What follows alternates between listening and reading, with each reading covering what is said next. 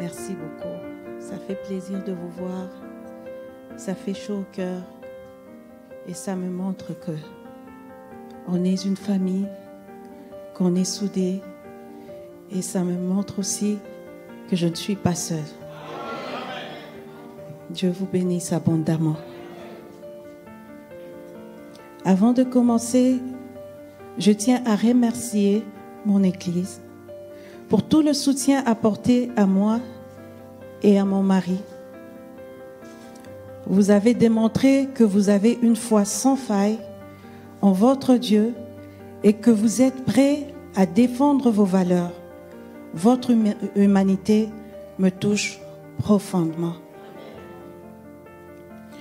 Je remercie tous les membres du ministère Paul Mukendi de partout dans le monde. On a reçu vos encouragements et c'est vraiment apprécié. À tous les chrétiens dans le monde qui prient pour nous, un grand merci. Que Dieu se souvienne de vous et de vos familles. Je ne suis pas ici pour contredire Stéphane. Tout ce qu'il a relaté, nous l'avons bel et bien vécu. Et ce n'est qu'une infime partie de ce qu'on nous a fait subir sans que personne ne branche dans ce pays de droit. Des agents de l'État sont venus chez moi lors de la seconde arrestation de mon mari pour me manipuler, pour m'intimider. Ils m'ont tenu des propos qui n'ont rien à voir avec leur mandat. Comme je n'ai pas voulu entrer dans leur jeu pour incriminer ou me séparer de mon mari, on m'a menacé de m'arracher mes enfants. Ils m'ont fait du chantage, car ils savaient très bien que la corde sensible d'une mère, ce sont ses enfants.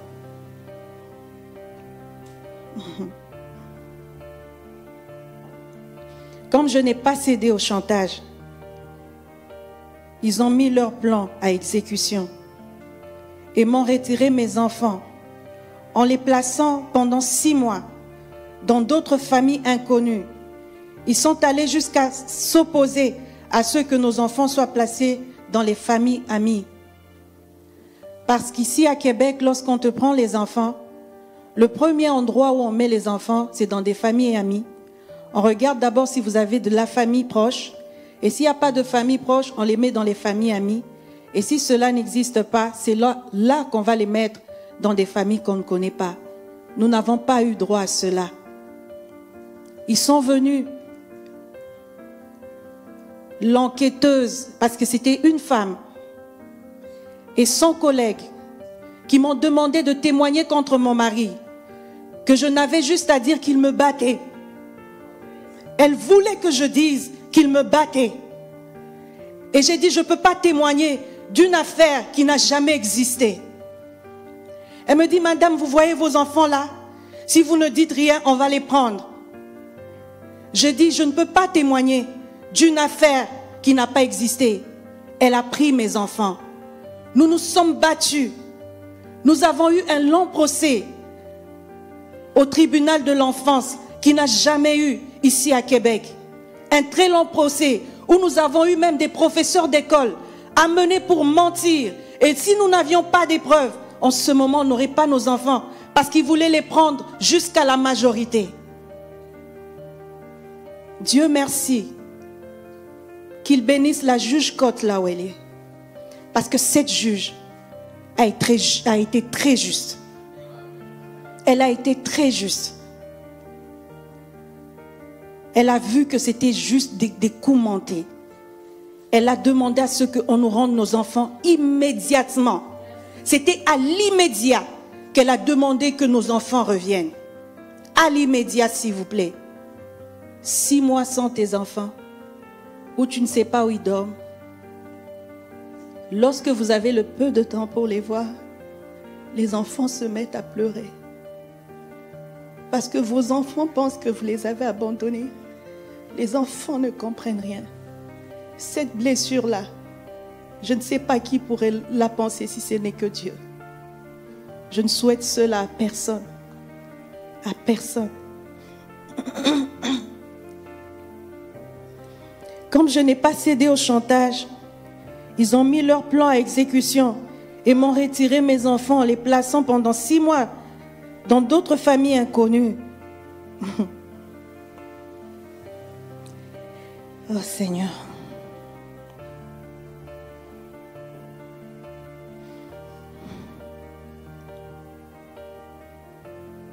Nous avons eu un procès le plus long.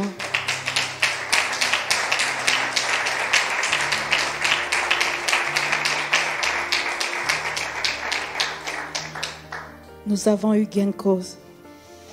J'ai vite compris qu'on était dans une affaire orchestrée pour détruire mon mari.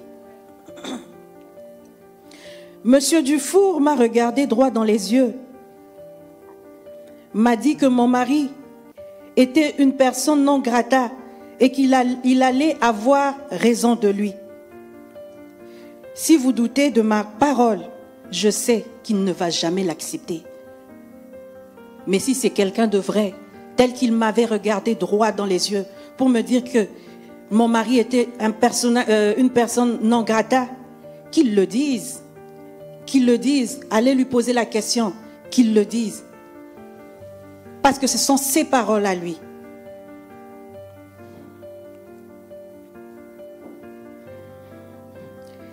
J'ai témoigné de cela même devant le tribunal. Quel que soit ce qu'on disait aux enquêteurs, aux enquêteurs criminels, tout était rejeté du revers de la main. L'affaire était jugée d'avance. Notre version des faits n'était voulue ni par les enquêteurs, ni par la procureure au dossier. J'ai jamais vu une procureure de la couronne, qui représente la couronne, avoir un parti pris. Un procureur de la couronne est censé prendre les deux côtés, écouter et voir si ce dossier devra aller jusque là où ça devrait. Un procureur de la couronne devra être impartial. Mais ce que nous avons vécu, c'était un jugement déjà établi. C'était déjà scellé. On a eu une procureure qui était capable de se moquer même de nous, de se moquer de tous les gens qui sont venus nous soutenir. Il n'y avait pas de place de vérité. Pourtant, elle savait très bien que mon mari était innocent. Ce dossier est plein de contradictions qu'une procureure de la couronne, digne de ce nom, n'aurait pas pu ignorer, ni même jusqu'à déposer des accusations.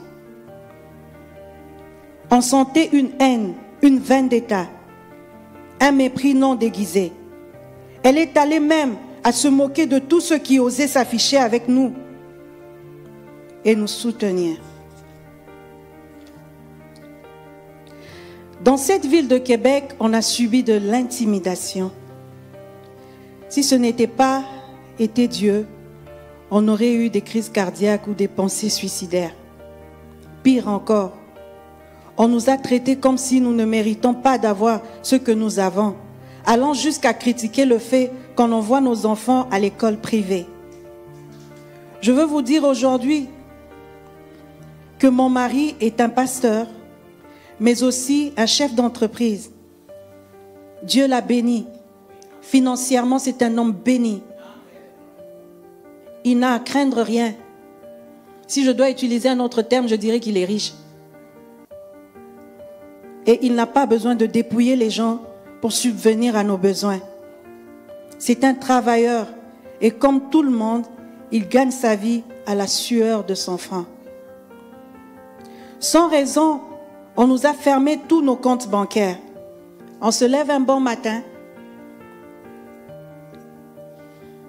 Lorsqu'il voit, parce que Stéphane vous a raconté l'histoire, mais je pense qu'il l'a raconté, c'était pas trop profond. Ils sont venus, ils ont pris mon mari. Et directement, vous êtes endormis, on frappe à la porte. Vous voyez des gens qui viennent prendre votre mari, 35 enquêteurs qui débarquent, on l'accuse d'agression sexuelle, on l'accuse et de fraude fiscale, on vient, on nous prend les enfants, pour dire qu'il est un mauvais père. Le tout à la fois. Mon Dieu, dans quel pays on est? Est-ce vraiment un pays de droit? Si c'est le cas, montrez-le nous. S'il vous plaît. Le même homme, à la fois, s'il vous plaît. Et lorsqu'on l'a accusé d'évasion, de fraude fiscale, les journalistes en ont parlé. Est-ce qu'ils vous ont dit que ces gens-là se sont désistés? Vous n'avez pas eu cette version-là? Vous n'avez pas eu la version que c'est l'UPAC était à la maison, 35 enquêteurs qui se sont désistés. Vous n'avez pas eu la version où tous les chefs d'accusation sont tombés, ils se sont désistés. Et ils n'ont gardé juste une seule pour dire qu'il n'avait pas bien fait sa déclaration de je ne sais pas quelle année et qu'il a eu une amende comme tout citoyen normal. Comme tout citoyen normal. Et les journalistes ne vous l'ont pas dit. Ils ont retourné l'information pour dire qu'il a une amende de je ne sais plus combien, 100 000 ou quoi. Les journalistes ne vous ont pas dit que tout était tombé et que l'amende était due à une erreur. Ils ne vous l'ont pas dit.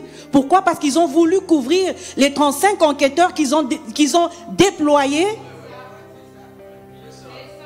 35 enquêteurs, on a fouillé ma maison de fond en comble, dans les plafonds, partout.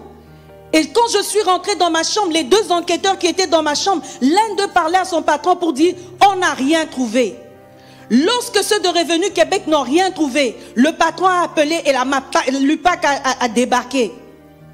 Et tous les comptes ont été bloqués, les bijoux ont été pris, les choses de valeur ont été prises. Une seule personne a vécu tout ça. Les journalistes ne vous l'ont pas dit parce qu'il fallait qu'on le présente comme un monstre. Il faut qu'on le présente comme un monstre. Il doit tomber, c'est un voleur. Il est venu voler. Ça fait honte au Québec, ces journalistes. Vous faites insulte à votre pays. Vous faites insulte à votre ville. C'est pas normal ça.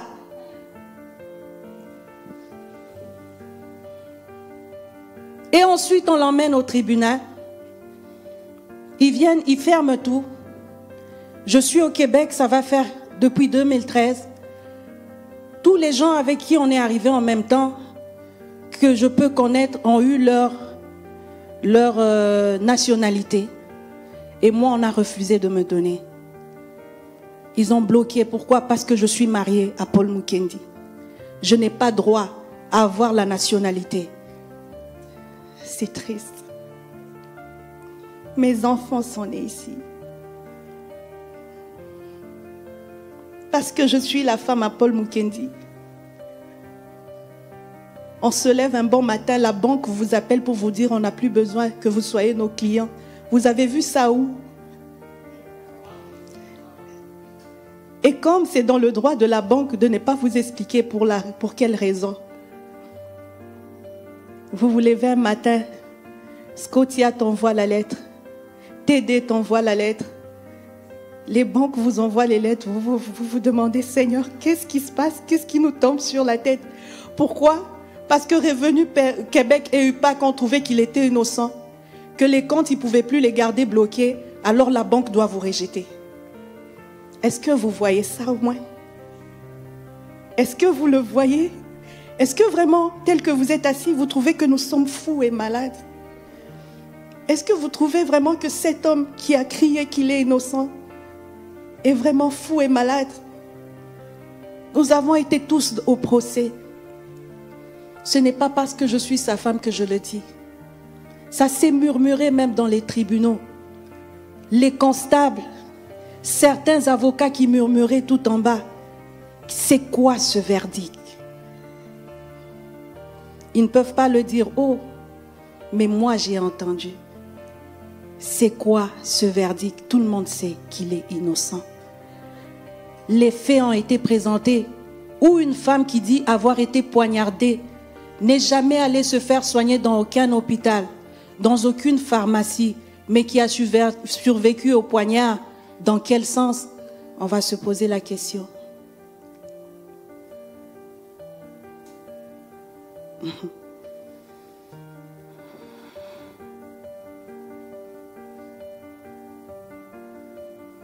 Comme ils savaient qu'ils étaient puissants, il fallait qu'on puisse nous dépouiller.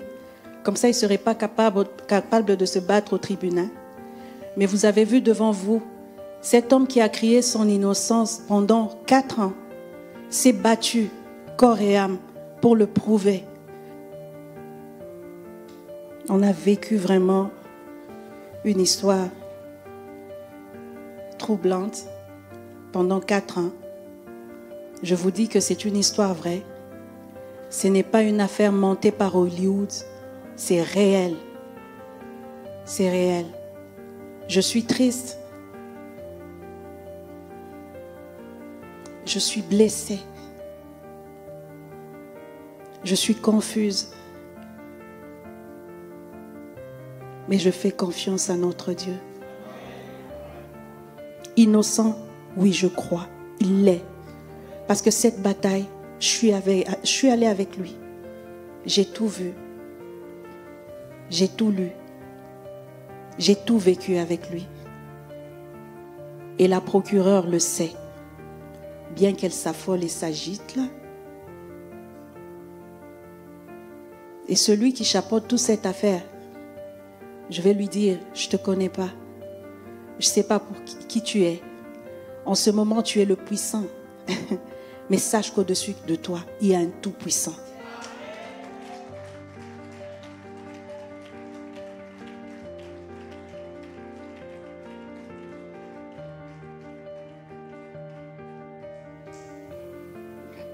Mon mari,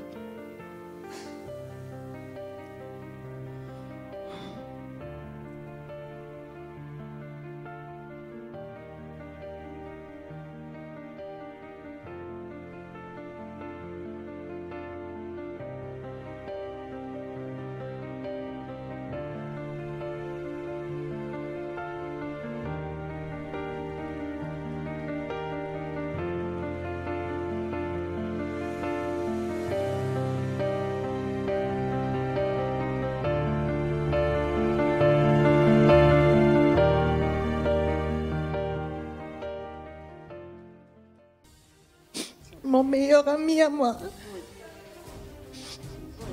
mon amour,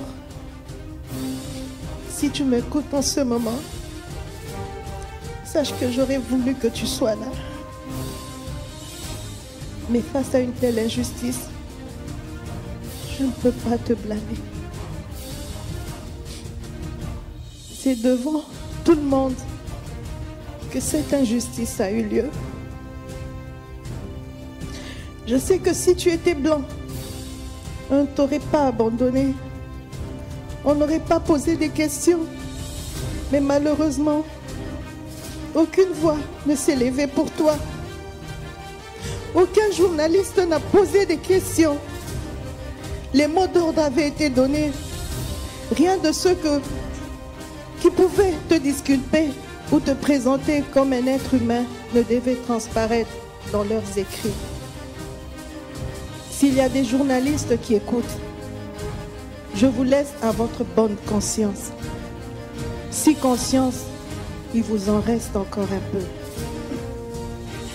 La seule chose que je peux faire est de prier pour toi, mon mari. Je sais que tu es innocent. Ton Église sait que tu es innocent. Ton Dieu sait que tu es innocent.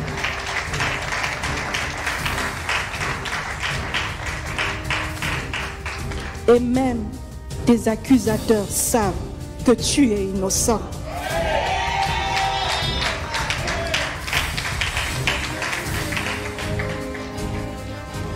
J'invite tout le monde à prier pour lui. Prions pour qu'il puisse revenir auprès de ses enfants et de son Église. Levons-nous pour prier.